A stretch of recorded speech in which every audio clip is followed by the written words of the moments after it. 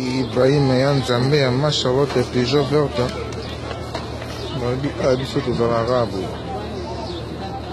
ma Charlotte Pigeon Verte omoni kan bana ngo awa donc boye kaka makambo donc tozala lokola na kati ya kaela donc lokola na kati ya kama tozozela voyage biso totobunga donc ya Ibrahim Nzambe na nyonso ya ma Charlotte Pigeon Verte tanti Claudine Kasongo moni makambo yango even ndekola nayebi te René Simisi makambo ezalaka mesiki pesa ntango kafu partout quoi likolo barge ezalaka boye donc topréparé okende nzela ya Kisangani wana na se baza na première niveau biso oza na deuxième niveau likolo donc bankuna bana premier étage biso ata na deuxième étage tosaka moloko yango na ndenge show ya vitesse tofide na bango tolongwa se na se bacomprendre te na ndenge makambo yango kaka nde ezalaka kwa mais toza toujours ebele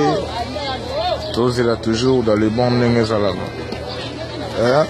donc babelinda na Angola donc Ivan Ndekola bino tu Fadi Mayemba Fabrice Dibasana toza vraiment ebele kuna donc mingi olobeza te quoi Ibrahim Nzambe na nyonso le petit king est toujours là naza toujours na kati ya makambo toplanifie ka makambo ndenge ezalaka soki ekomi prêt donc bana mai bosentir quoi moi tour côté kuna nano nakota na bakota kati naza na problème au niveau ya famille mamatanga donc makambo ebele quoi etaki mwa mobali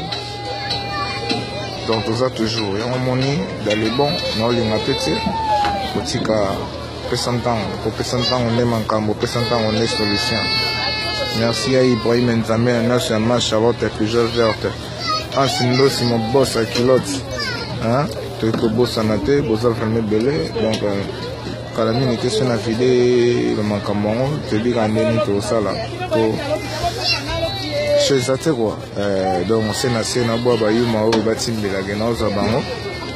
na cadre mpe ya jei donc video mpe ezokotaka mbamoko yango moni mingi olobeza te basala ka ebele mpasi boza kuna donc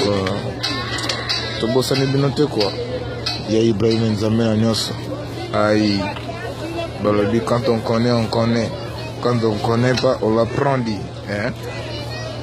je suis toujours dans les bons quand ndenge ezala yo kaba masuwa yo kaba nini kili partout donc on est vraiment ensemble dans les bons quoi le petit king est toujours là je vous love tous quoi Ibrahim Nzambe na nyonso ya ma Charlotte Pigeon Verte limite tata mwasi Marie Claire esengela malaika bébé Didas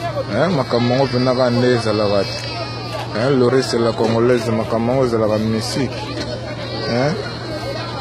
donc Ibrahim Nzambe yo nde makambo yo nde kafu ma Charlotte Pigeon Verte ma sœur propre que j'aime beaucoup donc nakobosana te quoi masuwa kaka boye soki boseki boswani bobini moke boyinani donc mo barando quoi asko tolingi bongo te talaka biso bato ya IVPP donc vérité polele quoi ya Ibrahim ya ma Charlotte Pigeon Verte ma sœur propre pesa ntango nde makambo te pesa ntango nde makambo pesa ntango nde solution on est toujours dans le Bagdad quoi merci beaucoup